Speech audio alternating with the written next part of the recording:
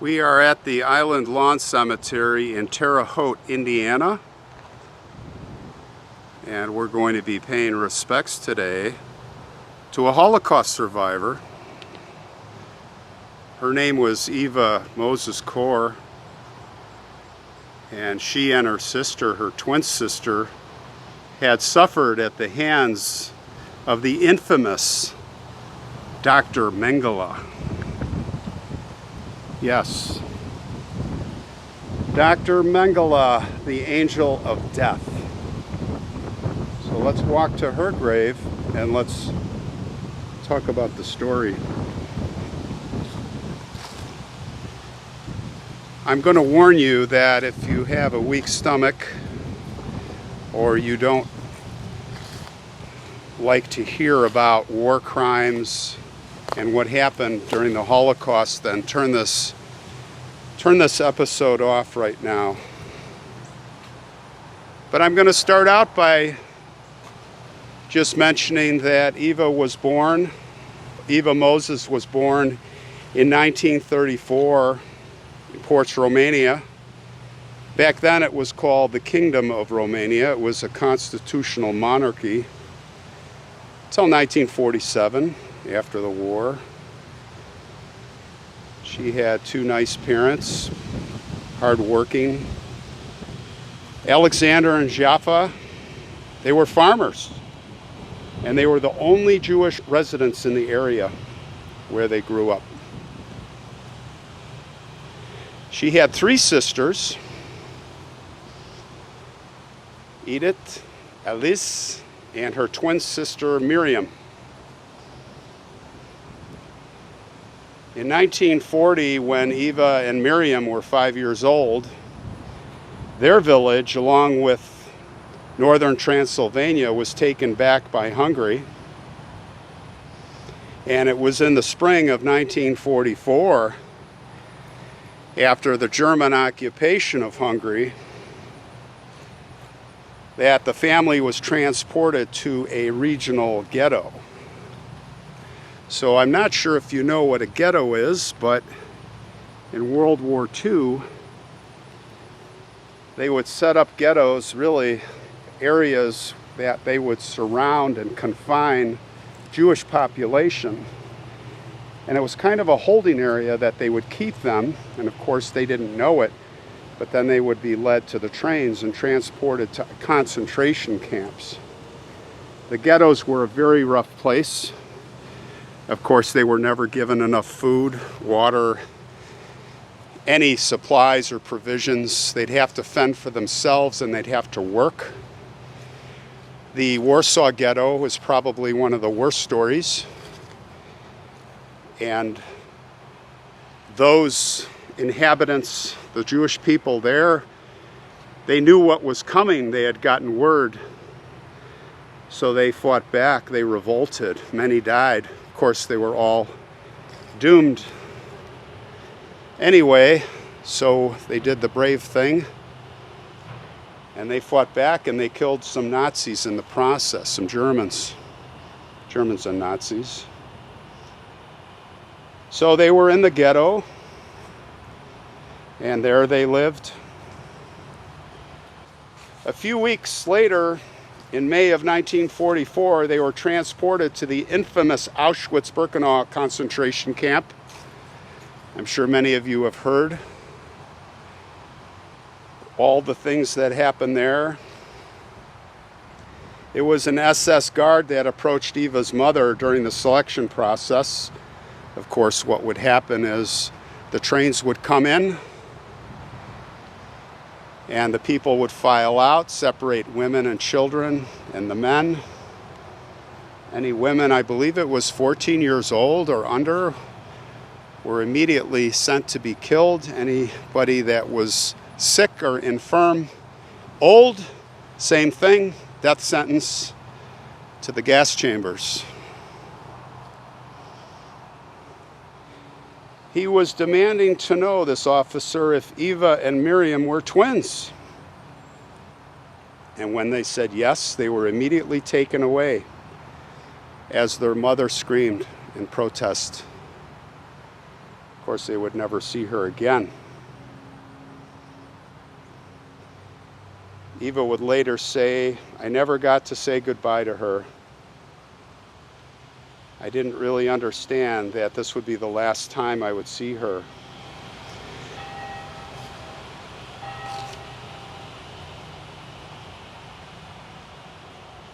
The twins, Eva and Miriam, would spend the next 9 months in the camp being subject to the experimentation led by the SS doctor, the infamous Dr. Josef Mengele. And for those of you who haven't heard of Dr. Mengele, I'll just give you a little background on him. When he was young, he never really got good grades. But as he recovered from a sickness, he did better, and he attended and graduated from Munich University. And it was there that his beliefs in social Darwinism began. He became fascinated with eugenics. You know where this is going. The ultimate race through selective breeding, the Nazi mantra. Elimination of the weak and imperfect. But let's not wait. Let's kill them all now. He not only became a member of the Nazi Party, but he became an SS member. And he actually started off in the war fighting. It's with the Waffen SS, and he was awarded medals early in the war, and like a hero, Iron Cross and all kinds of accolades. And then, acting as a doctor, he pulled 2 Germans from a burning tank, got another medal, but then he was seriously injured, and this would kind of change everything. Because once he recovered, they said, "You know what, we want you to go to Auschwitz, Birkenau, and we want you to figure this all out. This whole, how do we breed superior humans, the Aryan race?" And that's what he did. He went there, and he did things that are unspeakable. And it's really hard to even say. And again, I'm going to give you a warning. I'm going to just tell you that now's the time to turn this off if you haven't already. Of course, his most prized subjects were the twins. He would end up finding and collecting 1,500 pairs of twins to experiment with. And by the way, only 100 would survive in the end. He would hand out sweets and treats to the children to garner their trust. And he'd also be entertained by them. It is said that he would take every once in a while a little favorite, little boy, and he'd pretend it's like his son. He'd dress him up in a doctor's outfit, like a 5-year-old, and he'd march him around the camp, giving him candy. And then when he got sick of him, the child would be killed. That's right. Well, the experiments went on and on. Injections with bacteria, exposure to diseases. Let's wait and see how long before they would suffer irreversible brain damage. Let's see what happens. Let's take off their limbs and organs. Let's pull them out. Anesthesia? No. Why would we use anesthesia? Let's listen to them scream. Let's take a syringe and inject dye in their eyes. Let's just see what happens. Let's put them in freezing water. What happens then? How long before they get hypothermia? How long before they pass out? How long before they die? Let's deliberately infect limbs with gangrene. Maybe then we can help our German soldiers who are injured. And the cruelest of the cruel, only the cruelest of the cruel, if one twin were to die, the other would be executed. no questions asked. Well, for Miriam and for Eva, it was Mondays, Wednesdays, and Fridays that the Nazi doctors would put them and many other twins naked in a room for 6 to 8 hours. Just sitting there. And they measured every part of their body. Data would be compared between the twins against previous measurements.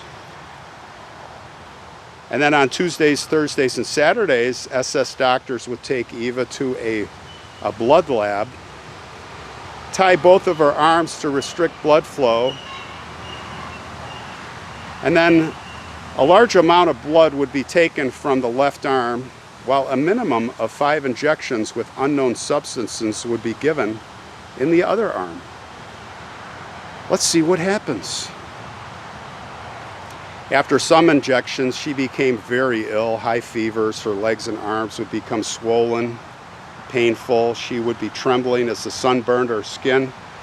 She had huge red spots covering her body, but so far she was lucky. The girls were not dead. They survived the brutal poisonings so far. She remembers that he came to her, 5 years old, remember. He said, "You're going to die within 2 weeks." Can you imagine telling that to a 5-year-old? She was sent to the hospital barracks and only had one clear memory of the 2 weeks she had spent there, crawling across the floor because she was no longer able to walk to reach a faucet with water. And as she crawled, she would fade in and out of consciousness, telling herself, "I must survive. I must survive." Well, luckily, after 2 weeks, her fever broke. She was reunited with Miriam 3 weeks later. And on January 27th, 1945 was the date the Red Army came and liberated Auschwitz.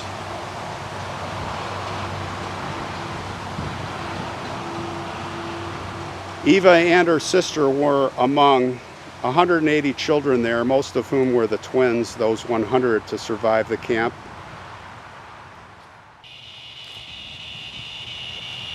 Well, it wasn't long before Mengele was the #1 target by the Allies. After moving about Germany in disguise, he finally made it to Argentina.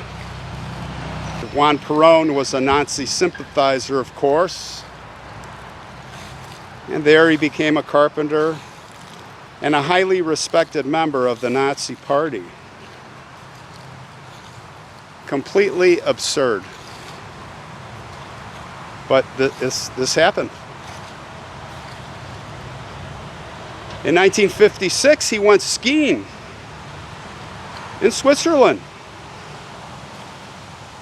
And there he coaxed one of the men who had died, I think it was a friend or a family member, the widow, into marrying him.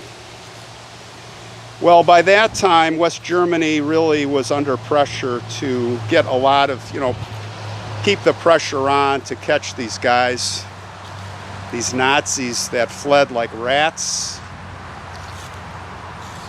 And they issued an arrest warrant, an official arrest warrant for Josef Mengele. And at that point, he had gotten word, and he fled to Paraguay. And after Paraguay, he fled to Brazil, a man on the run. In 1976, he had a stroke. He wasn't living happily. He was living with this family. He finally died of a massive stroke, February 1979. And he never faced justice other than the afterlife.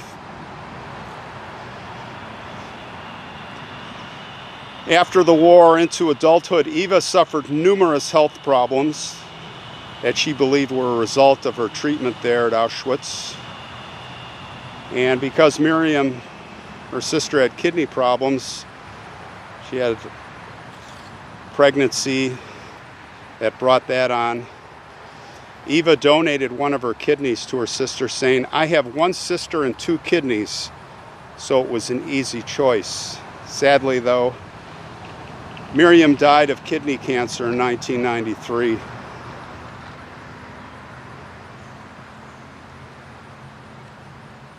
In 1978, Eva began earning respect for her community service around the world, being interviewed, telling the story, made into movies. People were really only then just figuring out who she was. In 1984, Eva founded Candles, Children of Auschwitz Nazi Deadly Lab Experiment Survivors, which is an organization which she was president of, and she remained active until her death.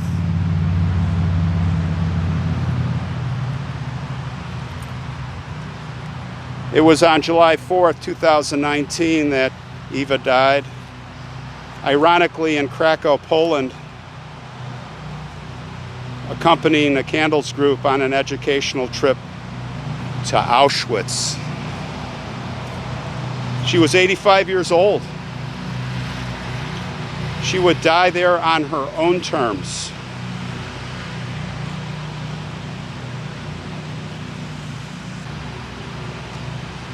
And here is the grave of Eva, right here.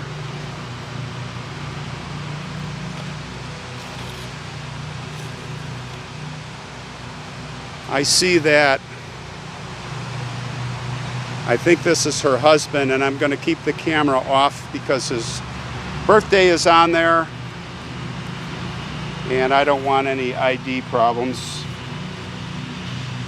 So there it is, January 31st, 1934, July 4th, 2019. And it says forgive and heal. Can you believe that? I brought a flower for her.